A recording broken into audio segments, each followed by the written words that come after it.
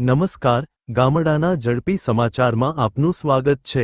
બોટાદના ઐતિહાસિક પાળિયાદ ગામે શિક્ષણનો મહોત્સવ ઉજવાયો।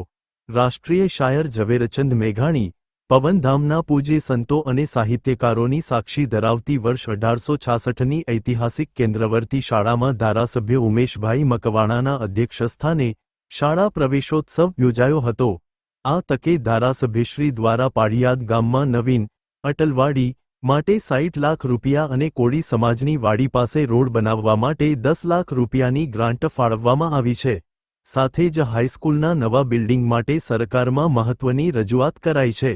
તમારી આજુબાજુમાં બનતી ઘટનાની માહિતી મેળવવા માટે ગામડાના ઝડપી સમાચારને લાઇક, શેર અને સબસ્ક્રાઇબ કરો। આજે પાળિયાદ મુકામ ખાતે શાળા પ્રવેશ ઉત્સવ અને કન્યા કેળવણી ઉત્સવમાં ઉપસ્થિત રહેવાનું છું। મારી સાથે બોટાદના ટીડીઓ સાહેબ, ગઢવી સાહેબ છે, મારી સાથે ગામના સરપંચ વિજયભાઈ, દેવકુભાઈ, જિલ્લા પંચાયતના સદસ્યશ્રી મંજુબેન, કોળી સમાજના આગેવાન અને ગામજનો શિક્ષકો દ્વારા આજે નાના બાળકોને અમે શાળા પ્રવેશ ઉત્સવ આજે કરાવ્યો છે પાળિયાદ મુકામ ખાતે। પણ આ જે શાળા છે એ ખૂબ જ ઐતિહાસિક દરજ્જો ધરાવે છે। આની જે સ્થાપના છે એ 1866ની સાલમાં આ શાળાની સ્થાપના થઈ છે।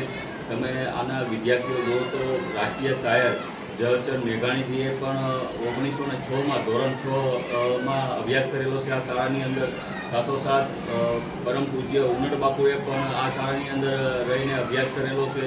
સાથોસાથ અમરા બાપુએ પણ આ શાળામાં રહીને પ્રાથમિક શાળાનો અભ્યાસ કરેલો છે। ત્યાર પછી જે બોટાદની સરકારી હાઈસ્કૂલ છે ત્યાં અમને ધોરણ 9 ને 10માં અભ્યાસ કરેલો અમરા બાપુએ, અને જેનું નામ ખૂબ જ જાણીતું હતું એવા મોહમ્મદ માકડજીએ પણ આ પ્રાથમિક શાળાની અંદર અભ્યાસ કરી ચૂક્યા છે।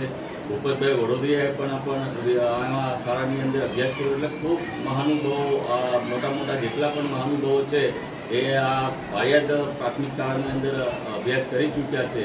એટલે ઐતિહાસિક રીતના આ શાળાનું ખૂબ જ મહત્ત્વ છે, અને આવનાર સમયની અંદર રાજ્ય સરકારમાં પણ હું એક રજૂઆત કરવા જઈ રહ્યો છું કે આ શાળાને એક ઐતિહાસિક ધરોહરનું નામ આપી અને ઝવેરચંદ મેઘાણીનું નામ આપવામાં આવે, સાથોસાથ અમરા બાપુનું પણ નામ સાથે જોડવામાં આવે અને એક ઐતિહાસિક ધરોહર તરીકે શાળાનો ફરીથી વિકાસ કરવામાં આવે, અને જે આપણી પાળિયાદની જે હાઈસ્કૂલ છે એને નવેસરથી બનાવવાની રજૂઆત પણ માન્ય મુખ્યમંત્રી દ્વારા અમને રજૂઆત કરવામાં આવી છે સરકાર તરફથી। હાલ અત્યારે એનું ખૂબ જ પોઝિટિવ વલણ પણ છે। આગળની સમયની અંદર આપણે માધ્યમિક જે શાળા જે છે ધોરણ 11 અને 12 એ અત્યારે આપણે ચાલુ છે, માન્યતા આપવામાં છે। નવું બિલ્ડિંગ નજીકના સમયમાં આપણે બનાવવા જઈ રહ્યા છીએ।